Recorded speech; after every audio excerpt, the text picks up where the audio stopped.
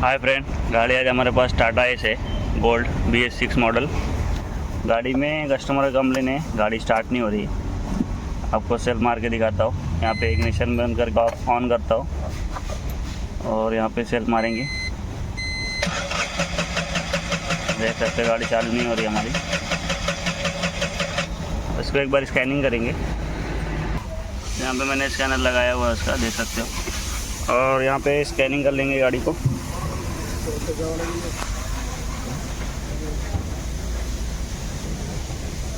Tata India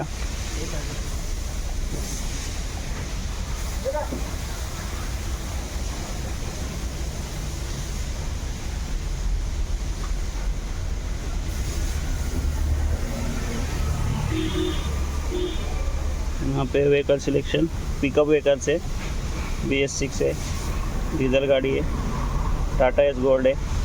system selection, engine control model में देखेंगे क्या फॉल्ट कोड है इसका। यहाँ पे रीड करेंगे।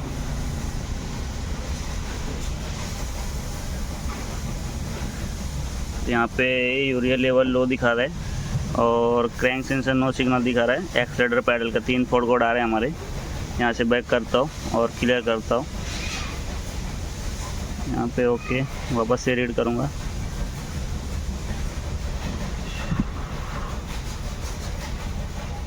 यहाँ पे अभी 2 फॉल्ट कोड है। यूरिया लेवल लो का है, जो कि इसमें कम है थोड़ा, और एक्सीलरेटर पैडल का है।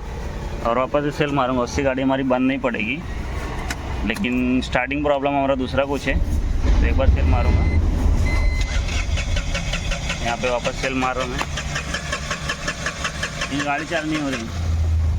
अभी वापस से रीड करेंगे फॉल्ट कोड।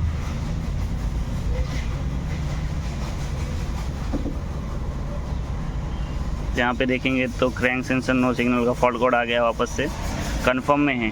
और यूरिया लेवल का भी कंफर्म में है और एक्सीलरेटर पैडल का भी कंफर्म में है। तो इसका हम लोग वायरिंग चेक करेंगे एक बार, वायरिंग खाया है क्या, या कुछ सेंसर का प्रॉब्लम है क्या। तो यहाँ पे मैं आपको डायरेक्ट फॉल्ट की तरफ लेके चलता हूँ। मेरे को फॉल्ट मिला है, जो हमारा क्रैंक सेंसर है, एक क्रैंक सेंसर का लोकेशन है। और अंदर से देखेंगे तो वहाँ पे वायरिंग काटा हुआ है। आपको दिखाऊंगा।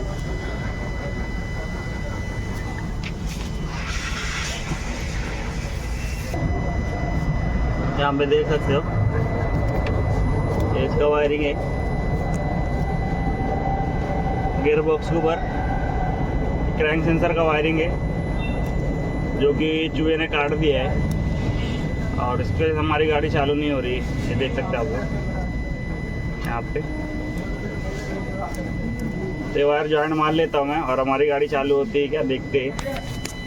यहाँ पे इसका लोकेशन है, नीचे से देखेंगे तो गियर बॉक्स के ऊपर लोकेशन है। गाड़ी को मैं अभी इसको जॉइंट मार लेता हूँ और देखते हैं हमारा गाड़ी चालू होता है क्या। गाड़ी निकाल लिया है लेफ्ट साइड में, और यहाँ से कटा हुआ है वायरिंग, देख सकते हैं आप लोग। क्रैंक सेंसर का वायरिंग है, जैसे गाड़ी हमारी चालू नहीं हो रही है, ये देख सकते हैं आप लोग। इसको मैं जॉइंट मार लेता हूँ और जॉइंट मारने के बाद देखते हैं हमारा प्रॉब्लम सॉल्व होता है क्या। गियर बॉक्स के ऊपर से काटा हुआ है। एक बार मैं जॉइंट मार लेता हूँ और फिर गाड़ी स्टार्ट करके दिखाता हूँ आपको कि गाड़ी हमारी चालू हुई कि नहीं। मैंने हमारा जॉइंट मार दिया है, आप लोग देख सकते हो। और अभी लगा के देखता हूँ, सॉकेट फिटिंग करता हूँ और हमारा प्रॉब्लम सॉल्व होता है कि देखते हैं। इसका सॉकेट है और क्रैंक सेंसर में लगा देता हूँ। बाहर से दिखाता हूँ आपको। तो यहाँ पे सॉकेट फिटिंग कर देता हूँ। ये सॉकेट है क्रैंक सेंसर का, वायर काटा था, लगा देता हूँ अभी। और अभी स्टार्ट करके देखेंगे कि जो हमारा प्रॉब्लम था वो सॉल्व हुआ है क्या।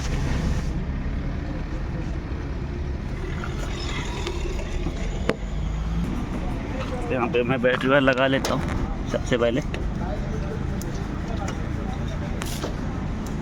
फिर बैटरी वायर लगा दिया है, तो मैं इग्निशन बंद करके ऑन करता हूँ और सेल्फ मारेंगे और देखेंगे हमारी गाड़ी चालू होती है क्या। यहाँ पे देख सकते हो गाड़ी हमारी चालू हो गई है, देख सकते हो।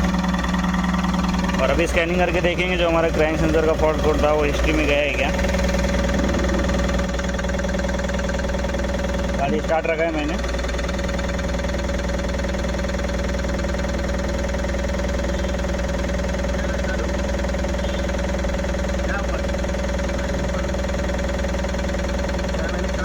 व्हीकल सिलेक्शन,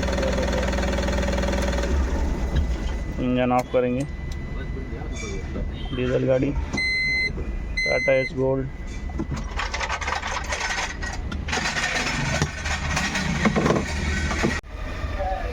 यहाँ पे फॉल्ट कोड देख सकते हैं, मेमोरी में चला गया है क्रैंक सेंसर नो सिग्नल का। तो बैक करके क्लियर करेंगे।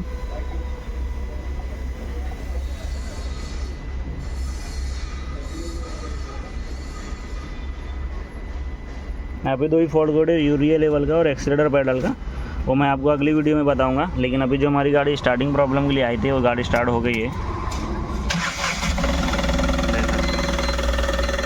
रेस वगैरह भी सब हो रही है।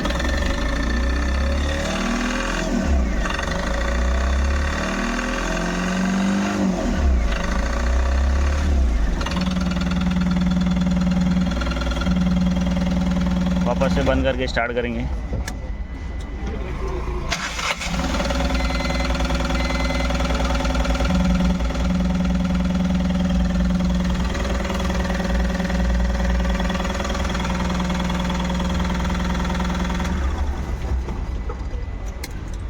तो गाइस फाइनली गाड़ी हमारी रेडी हो गई है। अगर आपको वीडियो अच्छी लगे तो प्लीज़ वीडियो को लाइक शेयर एंड सब्सक्राइब करें। थैंक यू, धन्यवाद।